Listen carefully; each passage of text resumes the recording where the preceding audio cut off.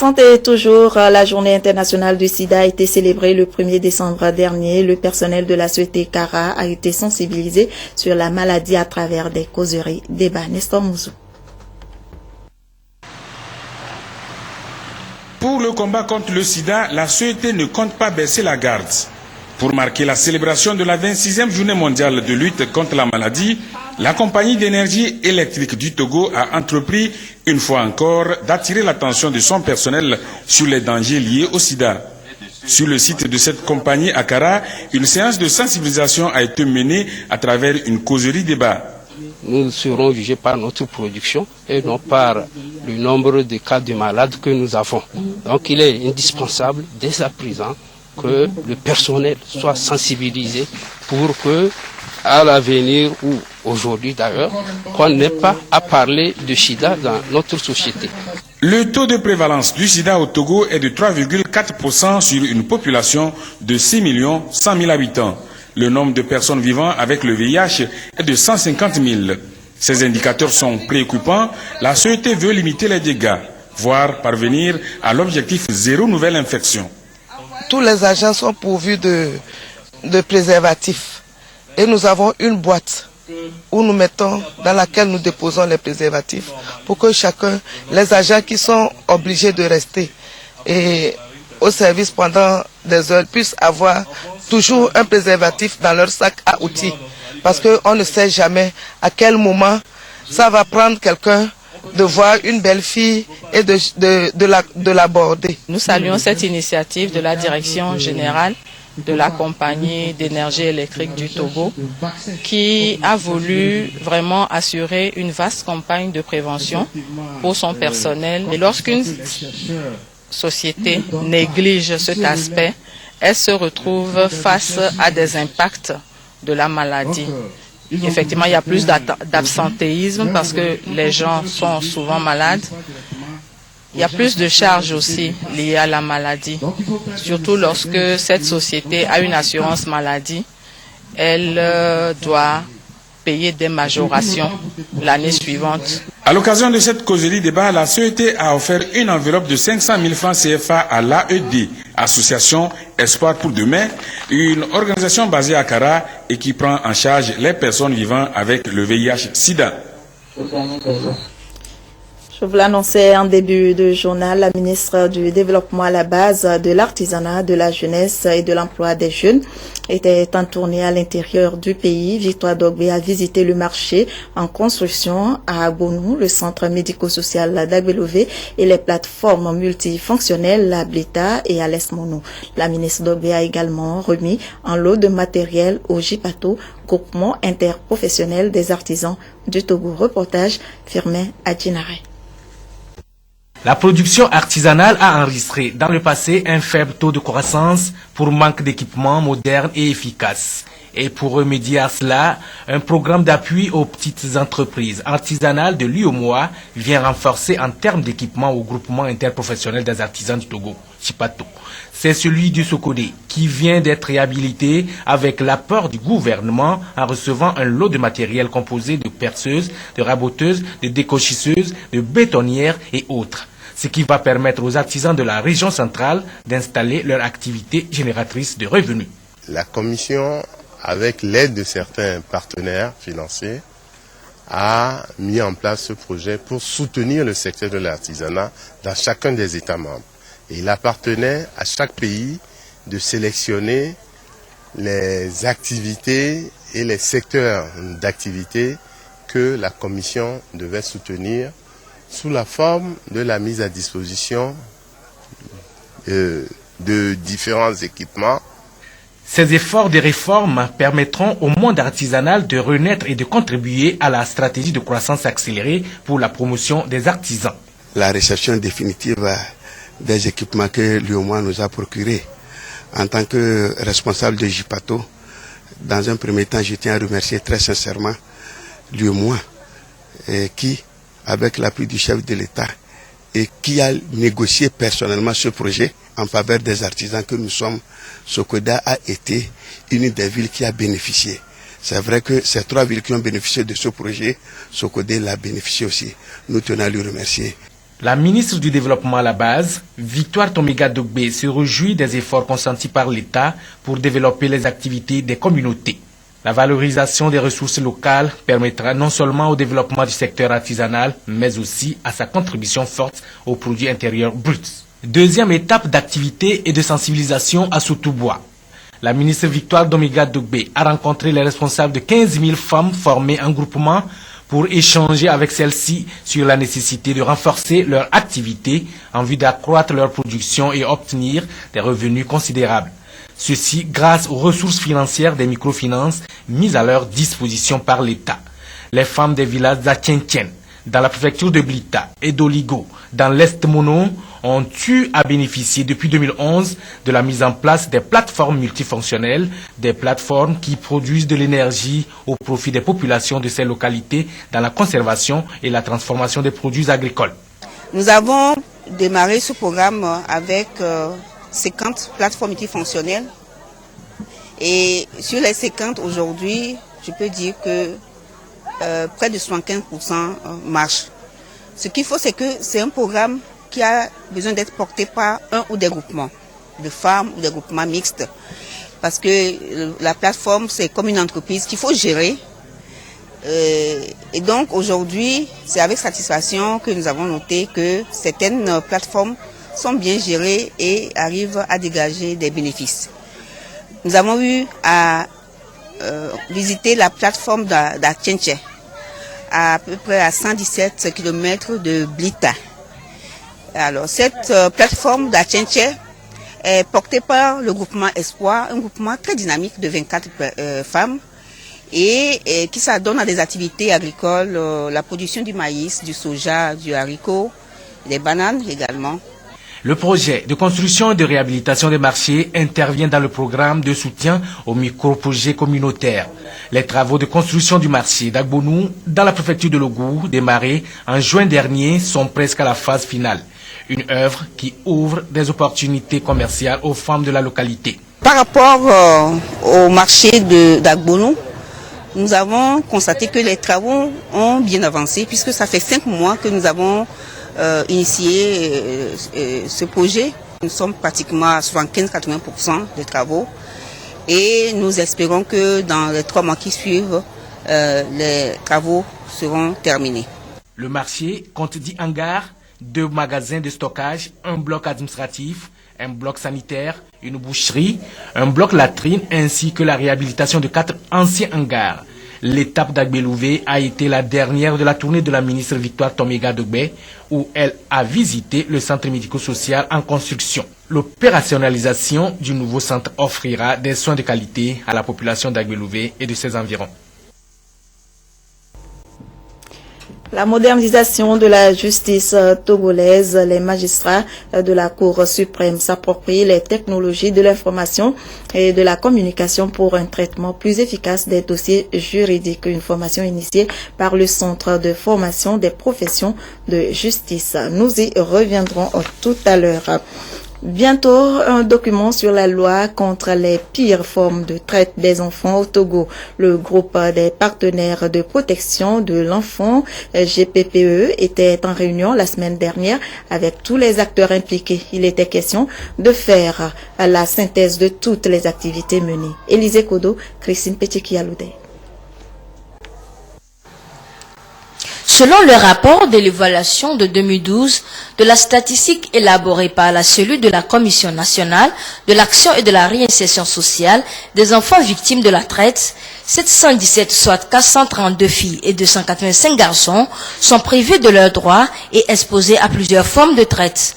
Ce document est une synthèse des activités des organisations du groupe des partenaires acquis à la cause de la protection de l'enfant et qui permet de réfléchir sur les axes de plaidoyer pour l'amélioration des conditions des mineurs. Il est question essentiellement de formuler un certain nombre de préoccupations en plan d'action. Et donc je dirais que on peut aussi se glorifier d'un certain nombre de résultats significatifs que nous avons obtenus, que ce soit par exemple en amenant les membres qui animent ce groupe-là à se connaître, à partager leur plan d'action, leur stratégie, leur zone d'intervention et aussi à définir des priorités communes pour pouvoir atteindre les objectifs. Cette initiative du groupe des partenaires de protection de l'enfant est à sa 4e édition. Les défis qui restent à relever sont le plaidoyer sur la loi contre la traite des personnes, la pérennisation du groupe et la participation des enfants en processus de plaidoyer. La modernisation de la justice togolaise, je l'annonçais à l'instant, les magistrats de la Cour suprême s'approprient les technologies de l'information et de la communication pour un traitement plus efficace des dossiers juridiques. Une formation initiée par le Centre de formation des professions de justice. Ramdan Bassina, Charlotte Honsimi. Il est le président de la Cour suprême du Togo, Akapovi Gamato, en vue d'améliorer ses performances, renforcer ses capacités et s'adapter à l'évolution des nouvelles technologies de l'information et de la communication, suit comme ses collègues magistrats une formation sur l'outil informatique. Pendant longtemps, nous avons appris à écrire nos arrêts, nos décisions, et il appartient au greffier de les mettre en forme.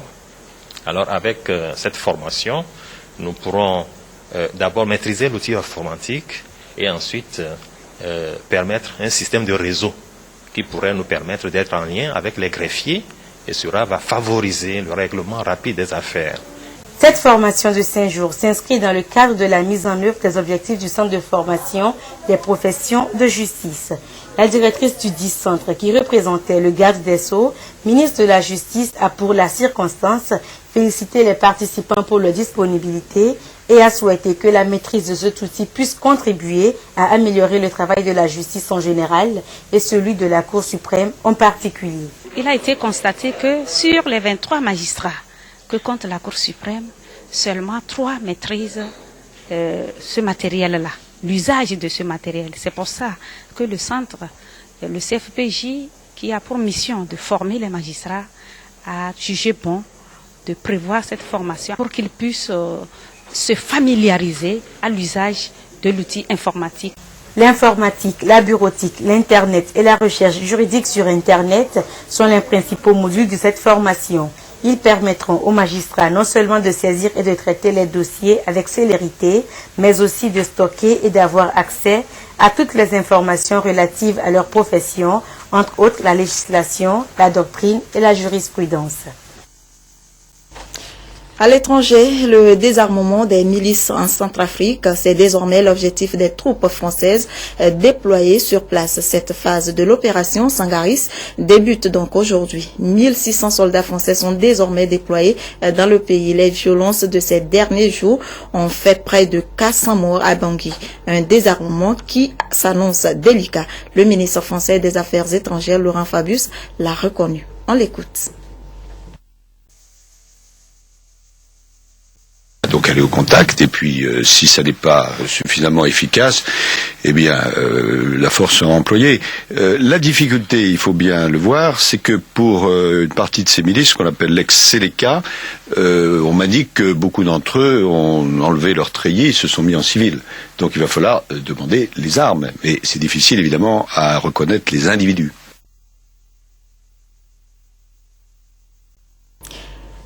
Une image maintenant qui nous montre à quel point Madiba était adulé en Afrique du Sud. Des milliers de personnes ont déposé des fleurs devant les résidences de Nelson Mandela à Johannesburg. Hommage à l'icône de la lutte contre l'apartheid décédée à l'âge de 95 ans. La nation arc-en-ciel orpheline qui célébrera demain son héros lors de la cérémonie qui aura lieu à Soweto dans le plus grand stade d'Afrique. Retour au Togo, les peuples Akposso, Akebu de Wawa, Amou, Akebu et ceux venus d'autres villes du Togo et du Ghana ont célébré la nouvelle récolte du fonio, aliment de base du dit peuple. L'apothéose de la dite célébration s'est tenue samedi dernier à Badou dans une grande mobilisation. Le chef de l'État venu au soutien des cadres du milieu a favorisé des dons au CHP des 3 préfectures et à plusieurs groupes sociaux. Yves Albévi.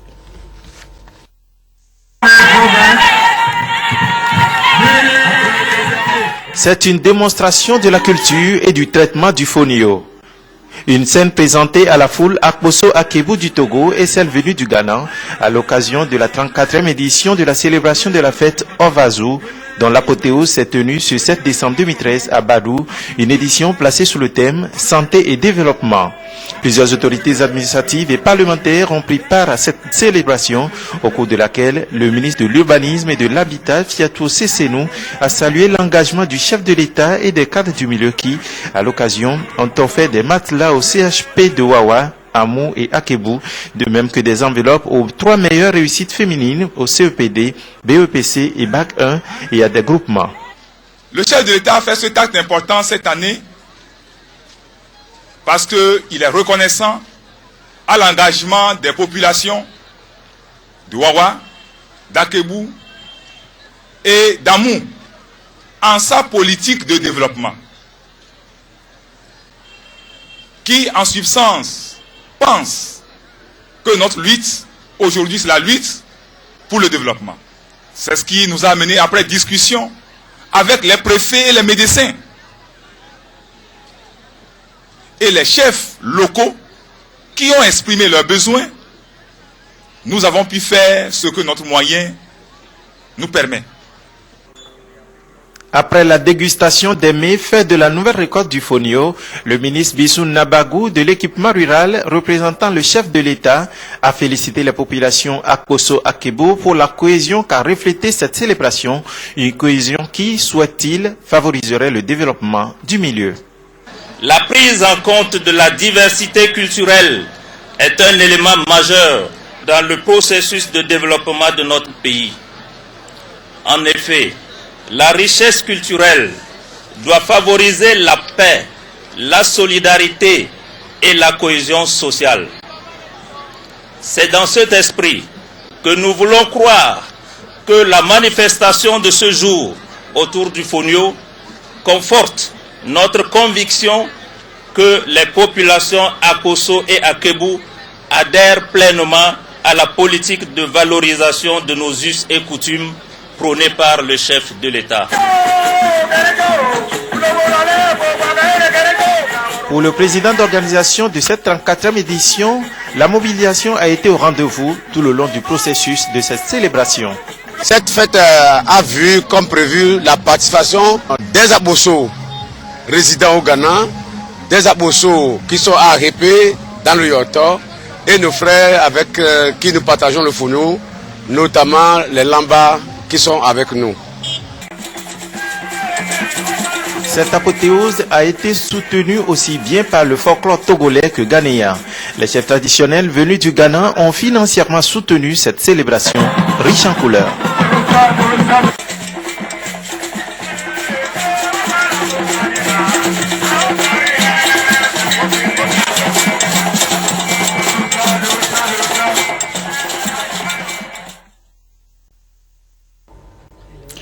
Allons maintenant à la découverte de quelques atouts touristiques du milieu Akposso Akebu avec Yves Agbevivi.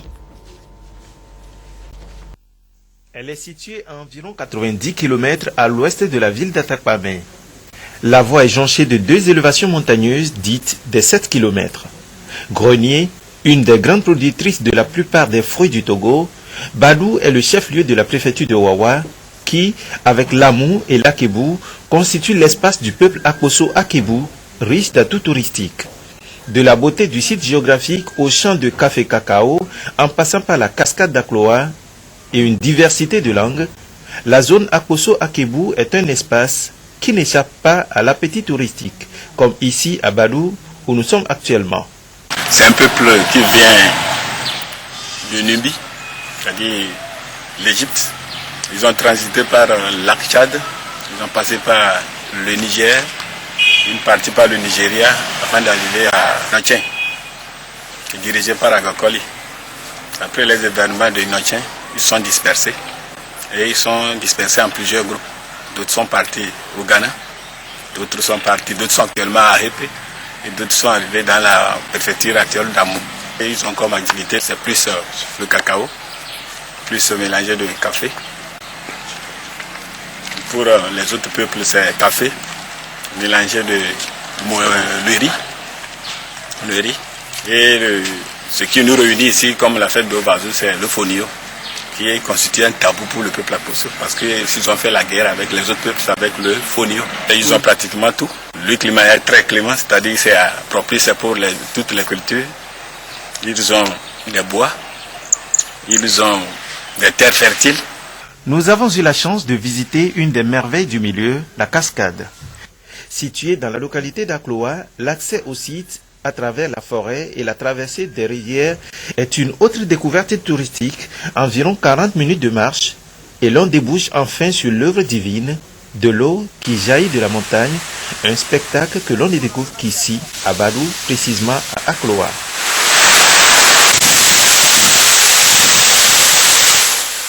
Ville frontalière entre le Togo et le Ghana, Badou entretient un commerce fructueux au-delà duquel plusieurs projets se développent, entre autres l'expérimentation à Imoussa des plantes importées du Sahel, le Nocléa, une plante écologique qui perd ses feuilles en saison pluvieuse et fournit de l'ombre en saison sèche. On plante comme les tecs, mais en saison sèche, et on retrouve les feuilles, mais en saison pluvieuse, les feuilles tombent. Donc c'est plus approprié pour les pays sahéliens. Et comme ça réussit ici, ça veut dire qu'on peut étendre ça et développer sa culture.